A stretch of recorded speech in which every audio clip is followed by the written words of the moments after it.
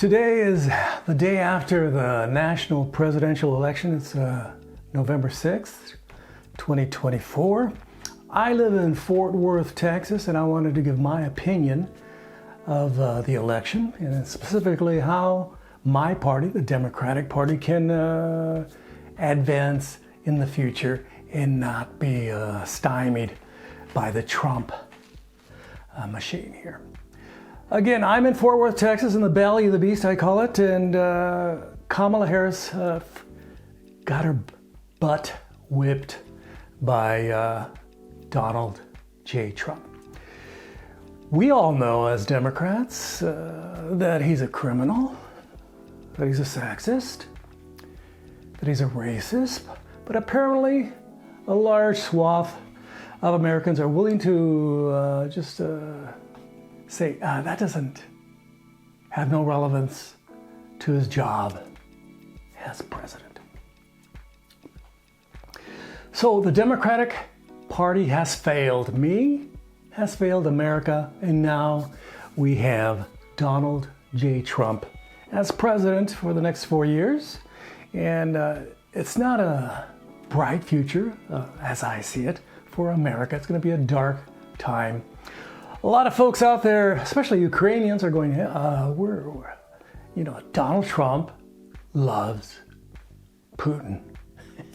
And you say, you want to take it over? We're going to cut off all our funding, all our weapons, all our aid, and to the Ukrainians. If the Europeans want to give them some tanks, munitions, and stuff like that, help support them, that's their problem. It's not my problem. And he'll say, just go down there and just take over the country. I don't really care. So already one thing is going to dramatically change in all probability, I estimate, unless something dramatic happens. Ukraine is going to lose the war in the upcoming couple years against Russia, because the United States elected a president that doesn't even care about Europe and definitely has a love affair with Putin and other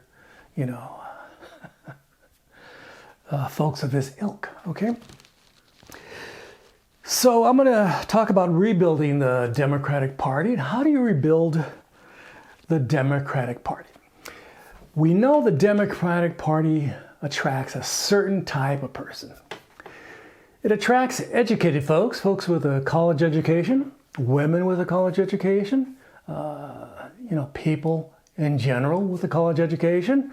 It attracts African Americans, especially African American women, and that's pretty much the constituents of the Democratic Party, okay? What Trump won in this last election, he won actually Latinos, people like me.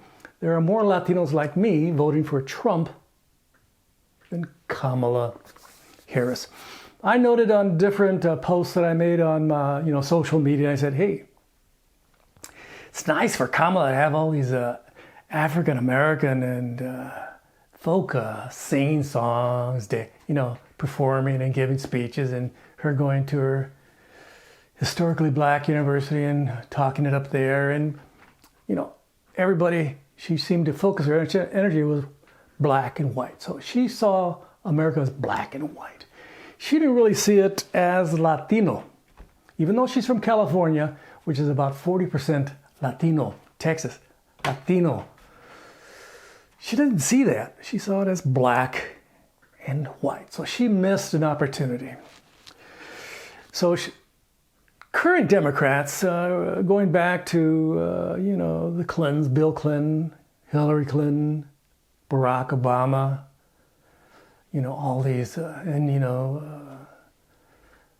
Joe Biden, they're all pretty much corporate Democrats. What I mean by corporate Democrats, they are funded by those that own corporations, primarily. They do get some funds from the general public, but primarily they're beholden to all these corporations, the auto industry, the energy sector, et cetera, et cetera. They are beholden to them, just like our news is beholden to them because they don't want to rattle anything too much. They may say, this about Trump or this about Biden. They like to keep it fair and balanced.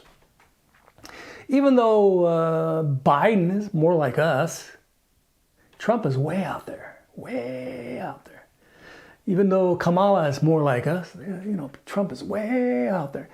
But a lot of Latinos, not like me, voted for Donald Trump this last presidential cycle.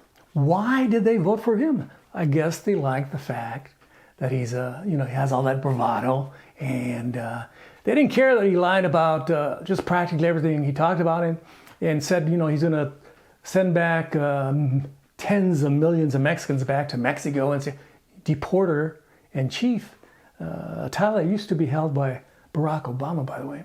So he plans to deport a lot of folks. That's the plan. My wife, in fact, and I had a conversation last night. She said, we better laminate your birth certificate and you better keep it in your back pocket. Make sure you say, anytime, and I've been stopped by the Border Patrol, by the way, and show them, hey, I got a birth certificate, I got a passport, I got a driver's license. You can't deport me. Oh, we'll take you anyway because you look the part. So my wife's thinking about actually laminating a copy of my birth certificate. So both parties are beholden to corporations and the 1%, et cetera, et cetera. They don't want to get them irritated too much. The Republicans more so than the Democrats. Okay. So there's a divergence of men and women. Men love, apparently not me, but love Trump.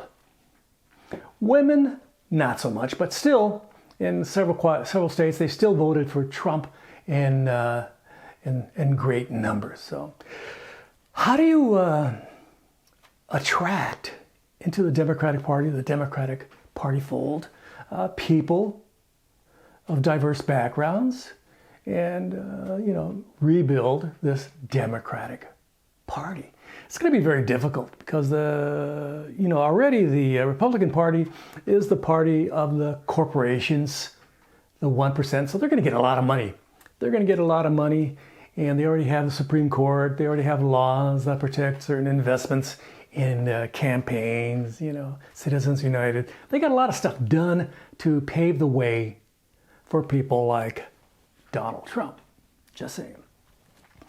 So it's going to be very difficult because our country is it's a capitalist country. It's all about money. And we have a good thriving working class. We have a good thriving middle class. But the 1% in the United States of America is absolutely amazing. Elon Musk is the wealthiest person in the world. All these corporate titans in the United States are doing fantastic. Absolutely fantastic. Better than they would be if they lived in England, France, Greece, Zaire, Tokyo, China, Afghanistan, wherever they would be. Afghanistan especially. So we live in a country that's all about the almighty dollar, okay? So, and we can't get away from it. We have a two-party system. Either you're a Democrat or you're a Republican, unless there's a new third party that comes out eventually. But most countries have a parliamentary system where some candidate gets 24%, one gets 20%, another gets 15%, and they all take a piece of the pie, and somebody they form coalitions. We don't do that in the United States. Either you win or you lose. Either the Republicans win or the Democrats win. That's that. But do you win the House? Do you win the Senate? Do you win the judicial system? Because it's all going to be absolutely crazy, according to this guy, for the next 4 years. For a lot of folks out there, a lot of my Latino brethren are going to say, hey, it's fantastic. We're going to get jobs. We're going to get all kinds of opportunities now with Trump and all. He promised us a lot of jobs. I hate to break it to you. When Obama was in office, the economy went up, okay? People got jobs. Unemployment rate was very low. Then Trump took it, and he took it a little bit, then it kept on going for a while, and then COVID came and it dropped. And then it was dropped, and then Biden took over, next president, and it went back up. And it's going to continue going up under the Trump administration. It's going to go, it's still going to go up. The economy's going to go up until he totally screws it up and screws up our economy and, tariffs tax breaks for the rich. Who knows what the hell that crazy man's going to do? In my opinion, I call him a crazy man. Yes, I did. So, during the COVID pandemic, prices were low. Nobody was driving a car. No wonder the price of gas was cheap. Nobody commuted to work. It was cheap. It was cheaper then. Everybody goes, yeah, it was cheap back then. I stayed at home and I, called into work and I did my work on my computer and I sent an email or did teleconferencing. It was fantastic. After that, I had to go back to the dang office. Hated that. So there's a lot of reasons why during the pandemic, some people did very, very well. Other people, restaurant industry during Trump's years in the pandemic, went out of business. A lot of people that said they're going to vote for Trump, that voted for Trump here in Texas that I talked to, said, I'm voting for him because my business is not doing as well as it could. So how does the Democratic Party do outreach to these individuals and build up the Democratic Party again? First job is to say goodbye. Adios, Barack and Michelle Obama. Goodbye. Nice knowing you. Goodbye. Joe Biden and your wife. It's nice knowing you. Goodbye, Hillary and Bill. Don't the back of the door hit you. So those people are, I'm hoping they just disappear, never come back. We need a new generation of leaders in the Democratic Party. There's quite a few out there. There's quite a few corporate Democrats. There's quite a few progressive Democrats. There's some Democrats who don't know what kind of Democrat they are. They want to take a buck from this side and also take a buck from that side.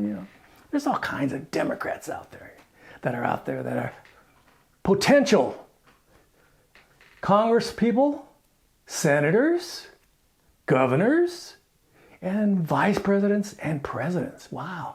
We have a lot of folks out there of a new generation, not these old farts, these corporate types. I voted for Bernie Sanders in 2016 and 2020 during the primary. Of course, in the 2016 election, Hillary won with the help of Barry Obama and Barack Obama, and it worked out. And she ran, lost, and decided not to, really go out and, go to the states where the deplorables were and do some campaigns. I don't need to do that. I'm going to have a big party in Philadelphia, and we're going to celebrate my fantastic win. But it didn't happen. It didn't happen. She lost, thanks to Barack Obama and again Hillary. Both lost that election. They lost that election.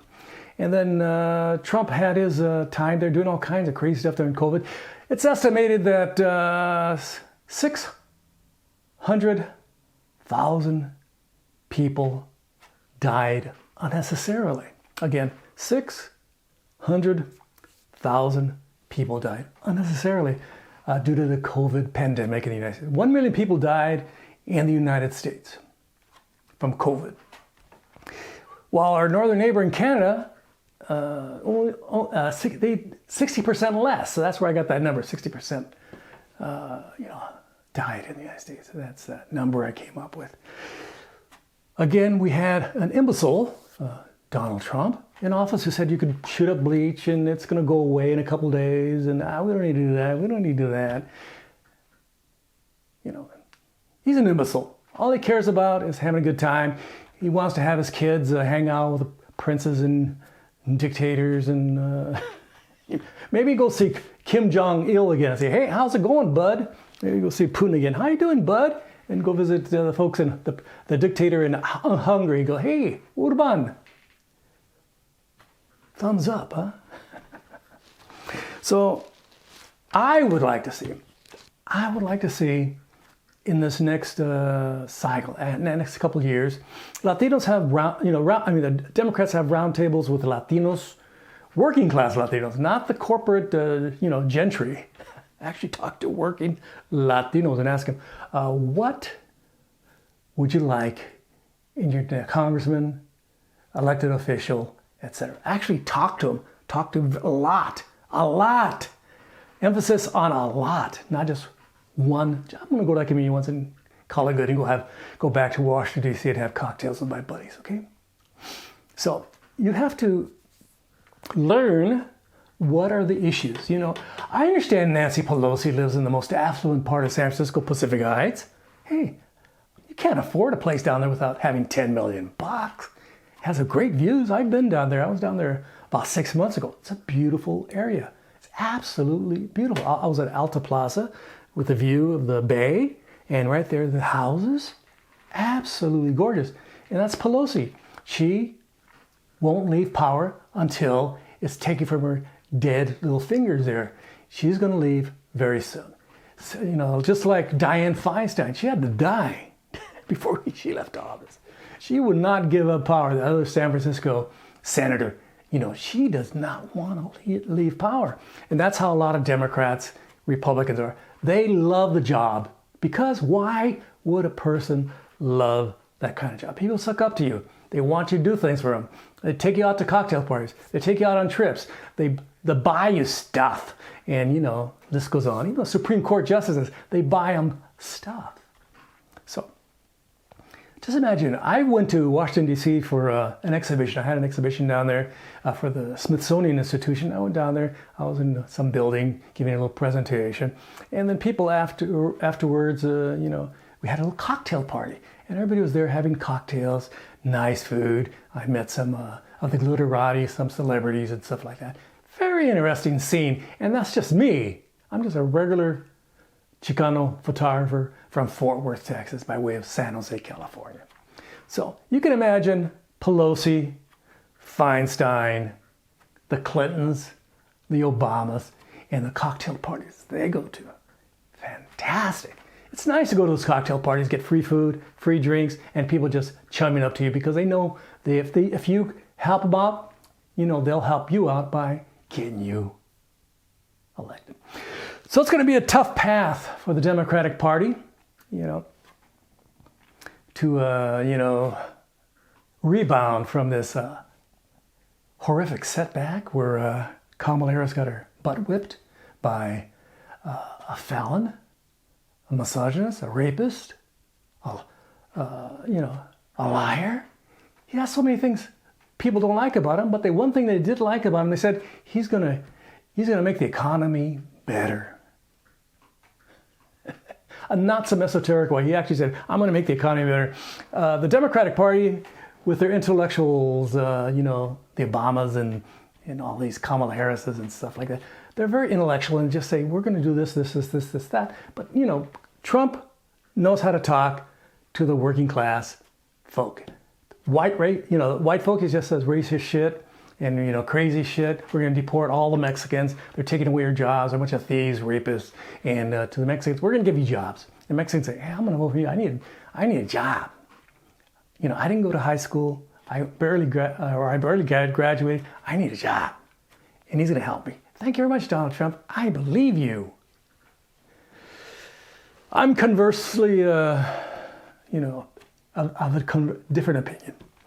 I graduated college. My wife's a professor, PhD, and all that stuff, and I hang around people that actually do a little bit more analysis and understand that you do not want to elect a thief, a rapist, a misogynist, a piece of shit in general to the presidency, and if you don't want to put him in the highest position of power. I know you're desperate for a job, and you want, you know, the price of food to go down, but it has been going down slowly.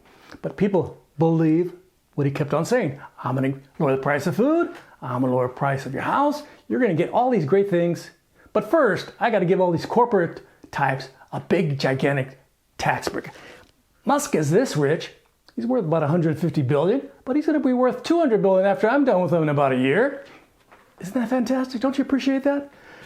So this has been Jesus Manuel Mena Garza talking about the Democratic Party. It needs a total rebuild.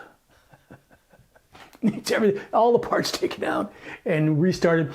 First of all, number one is relate to the working class better. I know you guys are good at relating to highly educated folks, professional class folks, but no, you got to start relating to working class individuals, okay? Working class, those that are mechanics, those that are farmers, those that are, twist a wrench, people that actually go on the roof and fix the roof or fix the pipes or the electricity at the house.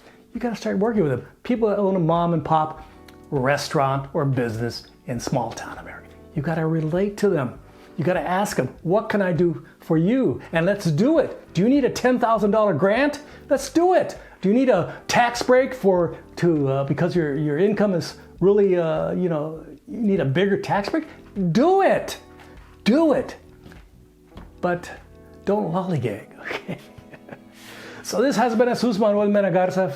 I hope you enjoyed this little commentary. Again, this is just my opinion, my perspective as a liberal, progressive Chicano, born and raised in the San Francisco Bay Area, currently residing in the Valley of the Beast, Fort Worth, Texas. Again, don't forget to like, subscribe, and share this video, and please leave your kind and friendly comments below. Try to be as nice as possible. I would greatly appreciate it. Again, leave your kind, professional, friendly comments. Abajo.